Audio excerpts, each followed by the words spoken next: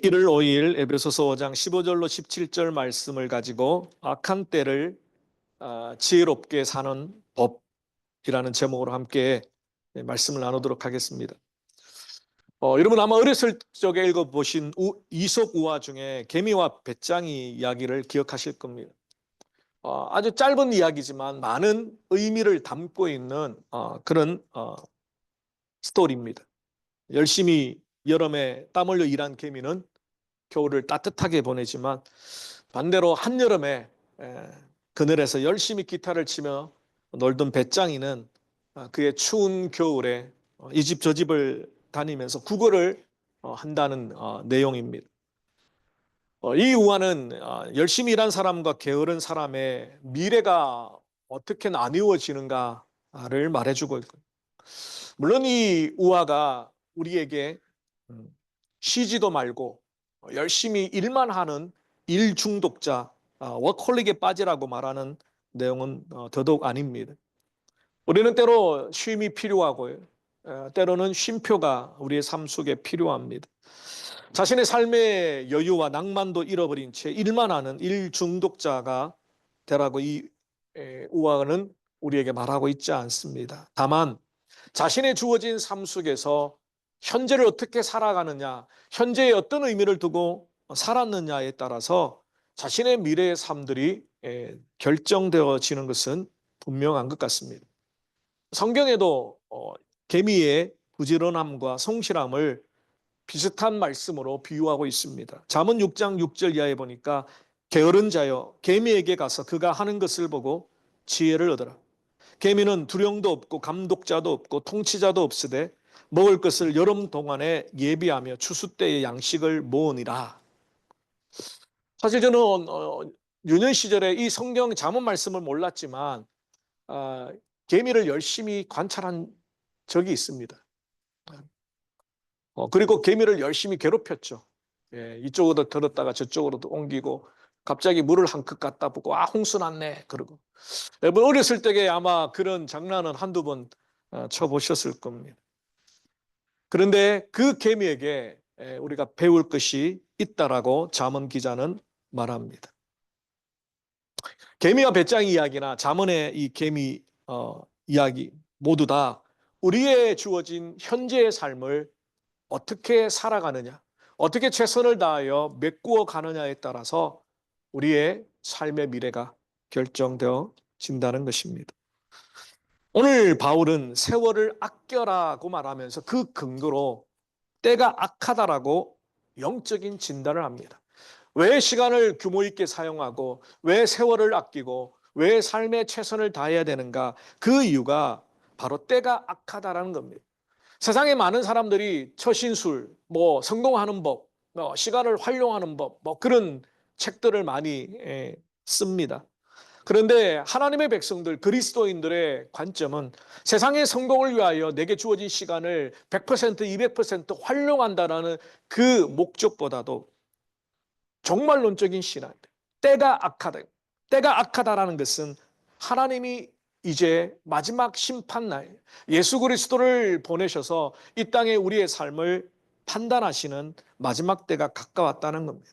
바울은 어쩌면 2000년 전이었지만 그때에도 주님의 때가 주님이 도적같이 오시리라는 그 영적 긴장감을 놓치지 않고 매일매일을 살았기 때문에 세월을 아껴 살 수 있습니다. 그러므로 성경에서 말하는 세월을 아낀다, 시간을 활용한다, 최선을 다해 우리의 삶을 산다라는 것은 전적으로 종말론적인 신앙과 관련이 있습니다. 주님이 도적같이 오신다. 내 삶의 끝자락이 언제일지 우리는 아무도 모르고 참 안타까운 사고를 우리는 작년 마지막 주일 아침에 보았지 않습니까? 거기에 마지막 인사도 남기지 못한 카톡을 비행기 안에서 막 보냈는데 채 전송하기도 전에 사고가 나서 참 얼마나 두려웠을까. 저도 비행기를 타다 보면 이게 막 흔들려가지고 착륙할 때도 막 두렵고 막 난기류를 만났을 때 막 비행기가 떨어질 것 같은 두려움 그런 것들이 있지 않습니까?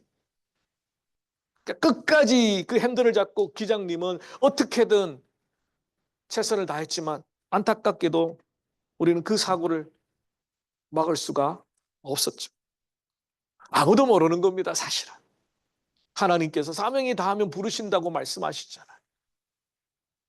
주님이 언제 오실 줄 모르기 때문에. 그래서 오늘 이 2025년 새해를 시작하는 신년 예배를 드리면서 다시 한번 우리 이런 영적 긴장감이 필요하다는 겁니다. 언제든지 하나님이 부르실 때에 부끄럽지 않게 주님을 맞이할 준비. 인생을 20년, 30년, 40년, 50년, 60년 그 세월의 긴 시간이 중요한 게 아니라 어떻게 하나님을 위해서 어떤 의미를 가지고 하루의 삶을 살았는가를 주님이 물어보실 때 과연 우리는 뭐라고 대답할까? 뭐다 왔니? 내 인생 이 땅 가운데 무엇을 목표로 무엇을 가장 큰 우선순위로 살다가 왔니라고 주님이 물으신다면 여러분 뭐라고 대답하시겠어요?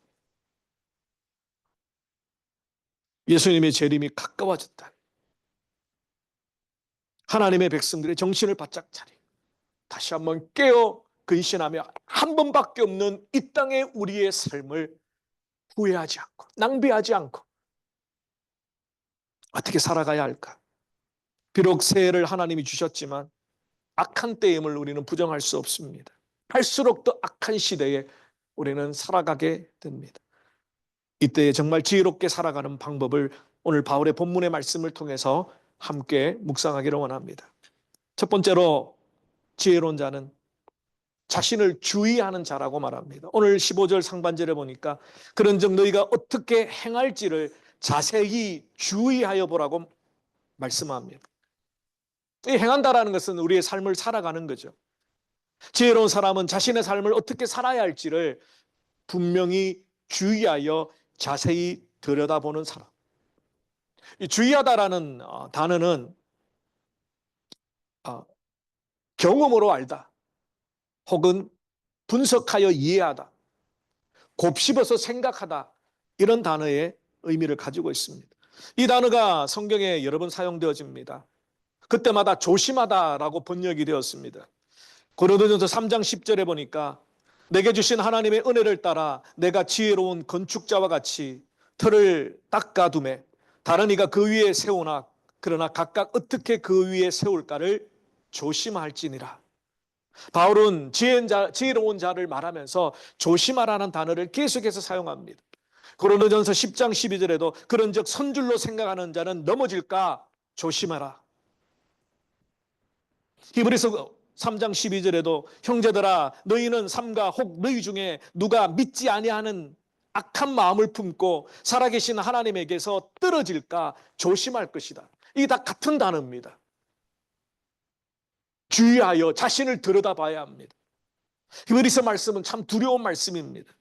살아계신 하나님을 믿지 않는 악한 마음을 품고 하나님에서 점점 멀어질까 자기 자신을 조심하라는 겁니다. 바쁘다는 핑계로, 너무너무 분주하다는 핑계로, 피곤하다는 핑계로 말씀이 사라지고 기도가 사라지게 되면 나도 모르게 점점 하나님과의 관계가 멀어지게 됩니다. 이미 목회 20년을 하면서 주일 성수를 강조할 수밖에 없는 것은 주일을 온전히 지키지 못하고 하나님 앞에 이 주일을 목숨과 같이 지키려고 몸부림치지 아니하고 어떤 신앙의 사람도 믿음에 성장하거나 믿음이 자랄 수 없다라는 것을 경험적으로, 물론 통계를 대라고 하면 제가 할 말이 없지만 경험적으로 이 주일을 정말 목숨과 같이 지키지 아니하면 신앙은 해해질 수밖에 없습니다.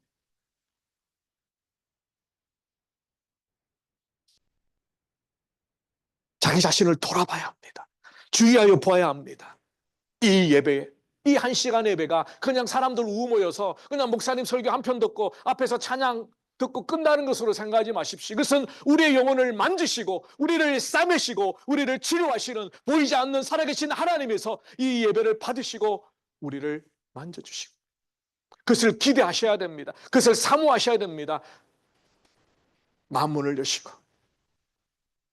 간절한 마음으로 이 예배 가운데 나오지 않으면 어떤 유명한 설교자가 설교하고 어떤 유명한 세션이 음악을 아름답게 해도 그 예배는 나와 아무 상관이 없는 예배가 됩니다. 그러나 초라한 시골교회 은퇴하신 목사님 등이 굽으시고 눈이 안 보이셔서 성경을 떠듬떠듬 설교문을 떠듬떠듬 읽으시지만 자꾸 초라한 예배당이지만 그 가운데 하나님의 성령을 기대하고 하나님 앞에 예배한다는 거룩한 마음을 품고 엎드렸을 때 그 가운데 하나님의 성령이 물과 같이 부어주시는 은혜가 있다. 그러므로 얼마나가 많이 모이는 문제가 아닌 거예요. 얼마나 화려하냐가 중요한 거예요. 얼마나 쾌적하냐가 중요한 게 아니라 내 마음을 하나님 앞에 예배자로 세우는 것. 하나님, 이 예배 가운데 은혜 주시지 않으면 내가 이 한 주간을 살 수 없습니다. 이 예배 가운데 찬양과 말씀과 기도 가운데 내 영혼을 싸매어 주시고 만져주시지 않으면 이 일주일을 살아가는데 저는 참 힘듭니다. 하나님, 이 예배에 집중하게 해주시고 이 예배를 사모하게 해주십시오. 제가 스레드를 읽다가 어떤 성도님이 재주가 좀 있으시더라고요. 아이패드로 설교 노트를 적으시는데 그림하고 같이 그리시더라고요. 그러니까 목사님이 설교하는 거를 녹취록 듣듯이 다 적는 게 아니라 딱딱 그 포인트를 딱 받아 적고 그 포인트와 관련되어 있는 그림을 자기 나름대로 이렇게 그렸어요. 그래서 1년 동안 설교 노트를 PDF 파일로 만드는 것을 필요한 사람들에게 나누어 준다면서 이렇게 광고를 올렸더라고요. 근데 그 설교 내용을 보니까 이분이 정말 집중하여 말씀을 들었구나. 졸지 않았다는 거죠.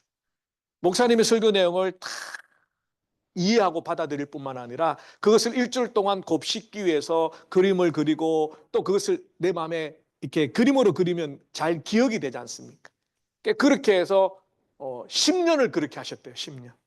그러면서 작년 2024년도 1년치를 원하는 사람에게 나눠준다고 이메일 주소를 적으라 그러더라고요. 제가 적을게요? 안 적을게요? 예. 예? 안 적었어요. 예. 까먹고 안 적었어요. 예. 근데 그 성도님이 있는 교회 목사님은 좀 긴장해야 됩니다. 똑같은 설교 못 해요. 저는 가끔 합니다, 솔직히. 아무리 기도해도, 아무리 책상에 펴도 설교에 어떤 영감을 하나님이 안 주실 때는 솔직히 말하면 재탕하기도 합니다. 그런데 가능하면 재탕 안 하려고 주리를 틉니다. 근데 그 설교 노트를 10년 동안 적었다 했으니까 이제 그 목사님은 이제 재탕하면 딱 이제 들통이 나죠. 여러분도 그렇게 하셔서 저를 긴장시키셔야 됩니다. 예, 설교 노트 적으시고 단순히 적는 게 아니라 그것을 기억하기 위해서 그림도 그리시고 그것이 쌓이고 쌓이면 정말 말씀의 귀한 노트가 됩니다.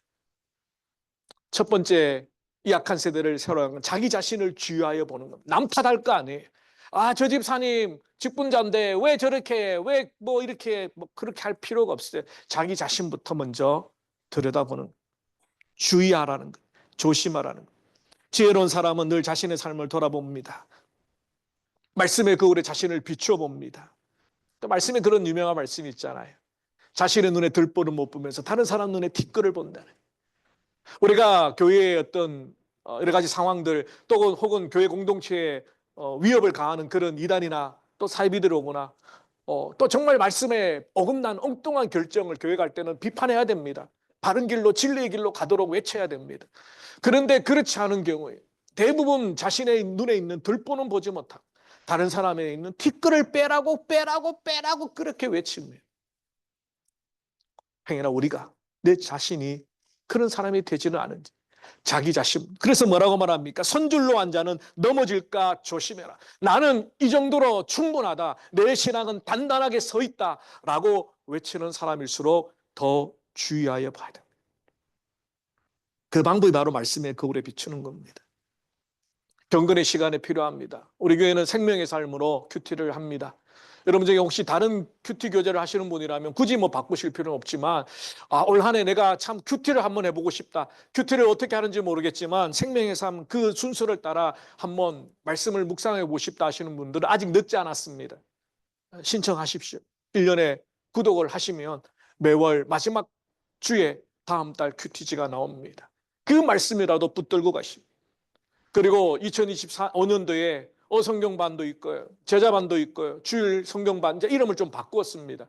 주일 성경반 그러니까 너무 이렇게 딱딱하고 막 성경을 막 주입식으로 가르치는 것처럼 느낌이 나서 한번 이름을 바꾸자 해서 소그룹 모임으로. 그래서 소그룹 액티비티라는 것은 말씀을 놓고 함께 나누지만 그 말씀을 붙들고 함께 기도도 하고요. 그 구성원들이 한 주간 말씀을 함께 묵상하고 또 나누고 또 기도 제목도 나누고 그러면서 함께 1년 동안 성장하는 신앙을 함께 세워가는 그런 소그룹으로 이제 세울 겁니다. 그래서 그 모임에도 여러분 많이 참여해 주시고 결국 하나님의 말씀이 내 속의 상처를 치유하도록 내 속의 악함을 도려내도록 내 속의 교만을 끄도록 하지 않으면 나도 모르게 언제부터 이 풍선에 바람이 빠지는 듯이 내 신앙이 점점 멀어질 수밖에 없다는 겁니다. 첫 번째는 자기 자신을 주의하여 보아야 합니다. 두 번째로 지혜로운 자는 세월을 아끼는 자. 바울은 이 포인트를 가장 강조하죠. 16절에 보니까 세월을 아끼라. 이때 세월이라는 헬라어 단어가 카이로스입니다. 그러니까 헬라어에는 시간을 나타내는 단어가 두 종류가 있죠. 물리적인 시간, 누구나 똑같이 주어지는 24시간, 1년 365일 똑같은 시간. 그것이 크로노스입니다. 그런데 그 시간을 어떻게 사용하느냐, 어떤 의미로 그 시간을 채워하느냐에 따라 다릅니다. 근데 오늘 본문에 바울이 사용했던 단어는 카이로스입니다. 의미적인 시간. 물리적인 시간을 아껴라. 타임테이블을 짜서 1분 1초도 아끼지 않고 전략적으로 시간을 사용해라. 그런 의미가 아니라 하나님께서 주신 의미적인 시간. 과연 이 삶이, 이 시간이 내게 어떤 의미로 하나님께 드려져야 되는가? 이건 전적으로 수동적입니다. 내 삶이 어떻게 살아 드려져야 되는가? 하나님이 주신 24시간이라는 이 선물을 내가 어떻게 살아드림으로 이 시간의 주인이신 하나님을 기쁘시게 해드릴까라는 생각으로 살아가는 것이 세월을 아끼라는 바울의 표현입니다. 단순히 시간을 전략해서 규모 있게 사용하는 의미가 아닙니다. 시간의 주인이신 하나님을 의식하고 살아가는 겁니다. 이 하루를 하나님이 선물로 주신 이 삶을 어떻게 살아드림으로 하나님을 기쁘시게 할 것인가? 하나님의 거룩한 뜻을 이룰 것인가? 나를 통해 이루시기를 원하시는 하나님의 비전과 계획을 내가 실행할 것인가에 초점이 맞춰져 있는 단어입니다. 창세기 1장 1절에 하나님이 세상을 창조하시고 물리적인 시간을 똑같이 창조하셨지만 그러나 어떤 사람에게는 그 24시간이 낭비되어지는 시간, 죄 짓는 시간, 그냥 나를 위해서 채워오는 시간. 그러나 하나님이 주신 의미론적인 시간, 이 카이로스는 하나님을 위해서, 이웃을 위해서, 나 자신보다 더 많은 것들을 채워가기 위해서 사용되어지는 시간. 어떤 분이 그런 고백을 하셨습니다. 물질의 11조도 있지만 시간의 11조도 있다는. 제가 아는 그 장로님, 은퇴하신 의사 장로님이십니다. 어느 날 기도하는데 하나님께서 물으셨다는. 네 인생의 11조를 내라. 어떻게 11조를 드려야 되겠습니까? 하나님께서 그 마음에 그런 감동을 주셨대요. 선교 현장에 가서, 은퇴하신 의사 선생님이니까 선교 현장에 가서 사람들을 돌보는 거죠. 그래서 인생을 80으로 놓고 봤을 때 8년을 11조로 드려야 되겠다라고 생각하고 선교 현장에 가셔서 그 인생의 11조를 드리고 있다는 거예요. 물론 꼭 선교만이 아니더라도 하나님께서 여러분에게 주신 인생, 물론 우리가 얼마를 살지 모르니까 얼마를 11조로 떼야 될지는 모르겠지만 일단 성경의 말씀대로 강건하면 80일 하셨으니까 요즘에는 뭐 평균 수명이 더 100세 시대라고 하니까 그럼 좀 넉넉하게 100세라고 잡고 그러면 11조는 10년입니다. 이 10년은 온전히 하나님을 위해서, 물론 우리의 삶 전부가 하나님을 위한 삶이지만 특별히 이 10년, 뭐 그것이 은퇴하고 나서 10년도 괜찮고요. 아직 젊었을 때 휴가 기간을 모아서 10년으로 하셔도 되고요. 예전에 한번 말씀드린 적이 있습니다. 제 친구 중에 의사가 있습니다. 그 친구는 일반 생물학과, 대학의 생물학과를 들어가서 의대를 편입해서 의사가 됐습니다. 참 애를 썼죠. 공부하고 근데 이 친구가 장로님, 권사님, 믿음의 3대, 4대의 가정입니다. 근데 대학을 들어가 나와서는 신앙생활이 이제 한가해졌어요. 이렇게 한가해진 게 아니라 신앙생활을 뜸하기 시작해요. 의대 공부한다는 핑계로 교회도 출석하지 않고 의사가 됐습니다. 의사가 되고 첫 번째 휴가를 부모님, 가족들 모시고 여행을 갔다 돌아오는 길에 음주 트럭, 중앙선을 넘어오는 음주 트럭 부딪혔습니다. 그 자리에서 권사님 어머니는 즉사하셨습니다. 뒤에 타고 있던 사랑하는 자녀 한 명도 즉사했습니다. 그때 이 친구가 그 차에 끼어 있었대요. 차에 끼어가지고 의식이 잠깐 있을 때 뒷자리에 타고 있는 어머님, 아내, 그 애들 이름을 불러봤대요. 아무 대답이 없더라. 그리고 나서 그 짧은 순간에 자기가 하나님을 믿지만은 신앙생활을 제대로 하지 못했던 그 어머니 권사님이 자기를 위해서 얼마나 기도하셨을까를 그 순간에 생각이 탁 떠오르더래요. 그러면서 어머님이 만약에 기도하시다가 어디까지 기도하셨을까? 하나님, 차라리 제 생명을 가져가는 한이 있더라도 내 아들 신앙생활 좀 제대로 하게 해주십시오. 그러니까 부모의 마음은 그렇잖아요. 믿음생활 잘 못하는 자녀를 보면 너무너무 안타깝잖아요.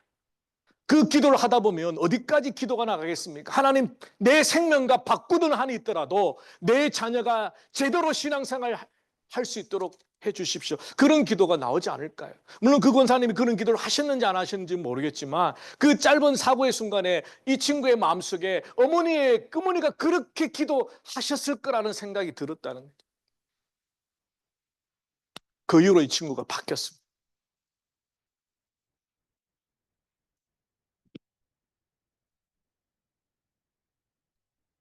지금도 열심히 신앙생활 하면서 또 여름에는 또 단기 선교도 가고, 예, 그렇게 하나님을 믿는 신앙생활. 근데 그 사건 때문에 어머니도 잃고 자녀도 잃었지만 놀라운 하나님의 은혜 가운데 그가 회복하게 됩니다. 그렇습니다. 우리에게 있는 이 시간을, 하나님이 주신 이 세월을 아껴야 합니다. 일반 은총적으로 주신 하나님의 모든 물리적인 시간은 다 똑같습니다. 그러나 이것을 특별한 의미, 하나님의 관점으로 내 시간을 투영할 때 우리의 삶은 똑같은 시간이 아닙니다. 더 의미 있는 시간, 더 하나님이 기뻐하시는 시간. 바울은 지금 카이로스를 아끼라고 권면합니다. 기회를 살아라고 말하죠. 오늘 본문과 골로새서 4장 5절 말씀에 똑같은 말씀이 있습니다. 의인에게 대해서는 지혜로 행하여 세월을 아끼라. 세월을 아끼라. 관주가 달려있는 성경에 보시면 기회를 사라고 표현되어 있죠. 네. 바울이 살고 있었던 이 시대의 헬레니즘 문화에는 고대 그리스 신화가 있습니다. 기회의 신이라고 불리는 그 신의 이름이 카이로스입니다. 바로 의미론적인 시간을 나타내는 단어와 똑같습니다. 세월을 아끼라는 것은 하나님의 관점으로 물리적인 시간을 의미적인 시간으로 만들기 위해서 최선을 다하는 것입니다. 여러분의 시간은 여러분의 것이 아니라 우리의 시간은 우리의 것이 아니라 하나님이 잠시 빌려주신 것입니다. 모든 역사와 우리의 인생은 하나님의 손에 달려 있습니다. 그래서 모든 것을 하나님의 뜻을 향해 이루어가기를 원하는 것. 그러므로 지혜로운 이 악한 시대를 살아가는 지혜로운 사람, 물리적인 이 시간도 함부로 사용하지 않지만 매 순간 하나님께 의미를 담아서 내 시간을 채워가는 사람, 바로 악한 때를 살아가는 두 번째 지혜입니다. 마지막 세 번째 지혜로운 자는 주의 뜻을 이해하는 자입니다. 17절 하반절에 보니까 오직 주의 뜻이 무엇인지 이해하라라고 말씀합니다. 지혜로운 자는 하나님의 뜻을 계속해서 묻는 자입니다. 이해하다라는 헬라가 시니엠이라는 단어인데요. 불러 모으다, 깨닫다, 고려하다. 조각조각을 모아서 무엇인가를 발견하는 것과 연관이 됩니다. 그러므로 지혜로운 사람은 자신의 삶과 행동을 자신의 마음대로 살아가는 자가 아닙니다. 살다가 어떤 일을 만납니다. 고난을 만납니다. 이해할 수 없는 사고를 만납니다. 사건을 만납니다. 과연 이것을 통하여 하나님께서 뭘 원하시는가? 여러분, 작년도 여러분 계획대로 된 사람이 있습니까? 정말 복된 사람이죠. 그러나 어떤 인생도 계획대로 살아가는 사람이 없습니다. 2025년도 마찬가지입니다. 제가 장담합니다. 놀라지 마십시오. 당황하지 마십시오. 왜 내게 이런 일이 일어나는지 억울해하지 마십시오. 우리의 삶은 하나님의 손에 안에 있지만 우리가 다 이해하지 못하는 하나님의 크고 놀라우신 뜻이 있습니다. 그럴 때 우리의 반응은 이것을 통해 하나님 뭘 원하시는가? 우리의 가정 가운데, 우리의 자녀 가운데, 내 삶 가운데 이 일을 통해서 하나님이 무엇을 말씀하시기를 원하는가? 주의 뜻이 무엇인지를 분별하는 것이 필요합니다.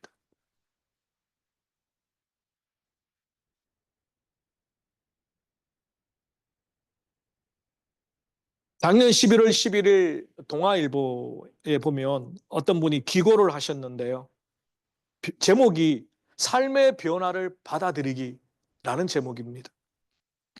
한국의 세인트 빈센트 호스피탈이죠. 성 빈센트 병원의 의사이신 서연주 선생님께서 쓰신 글입니다.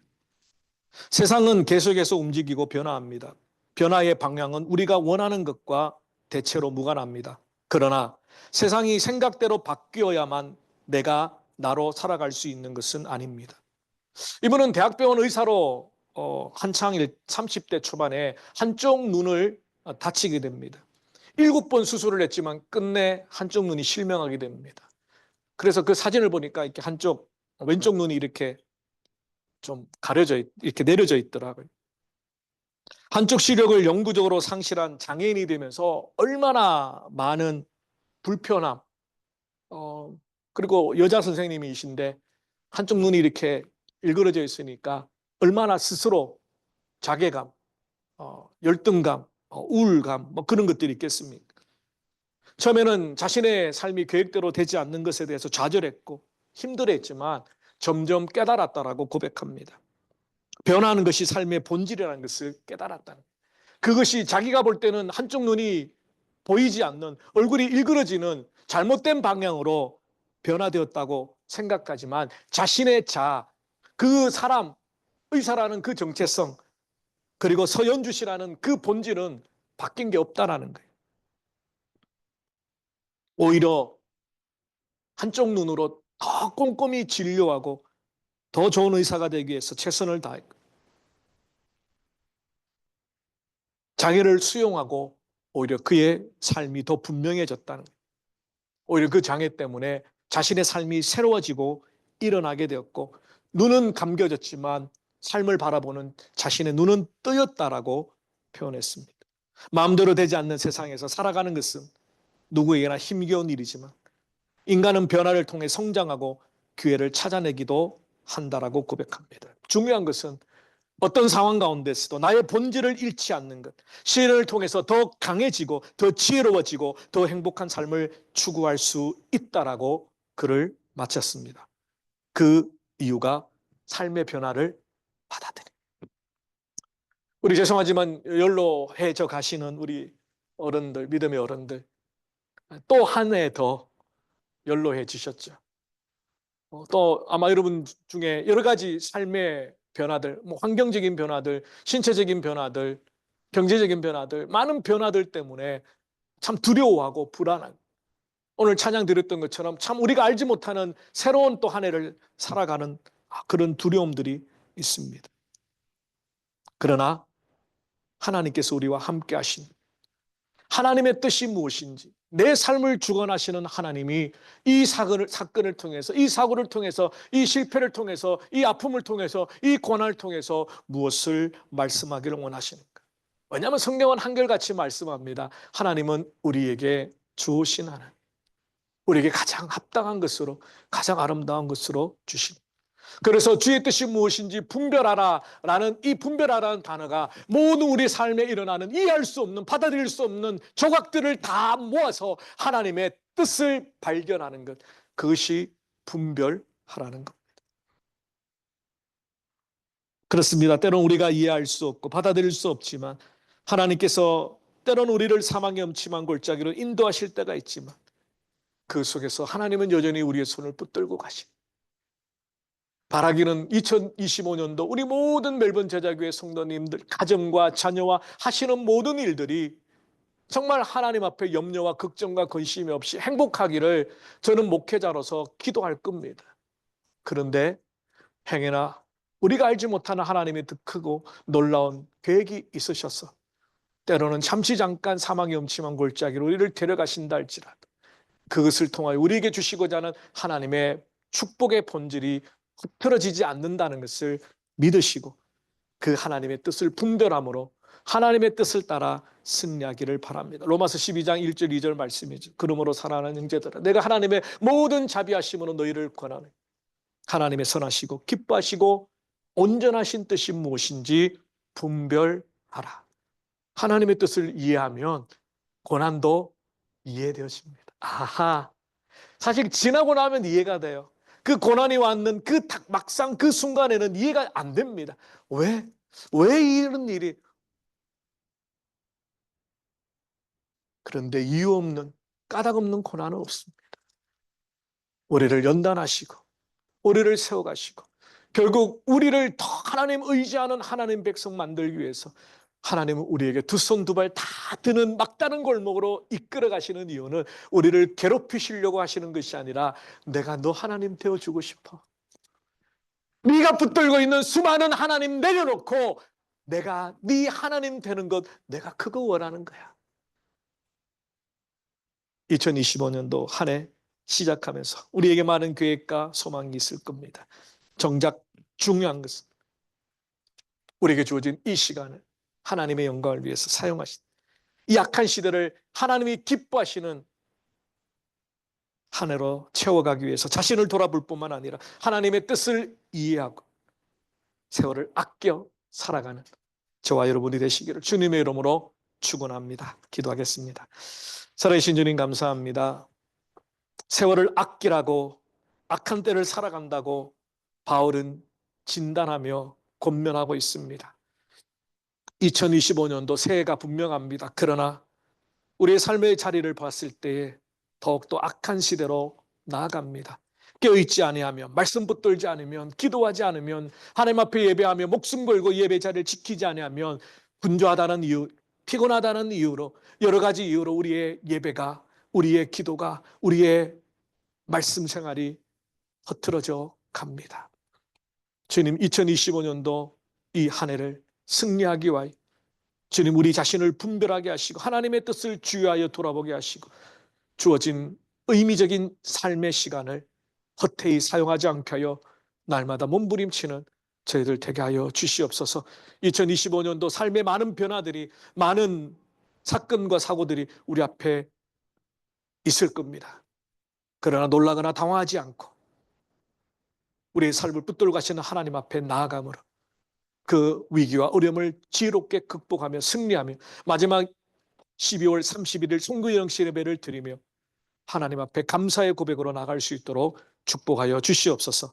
감사하고 우리 주 예수 그리스도의 이름으로 기도 올리옵나이다. 아멘.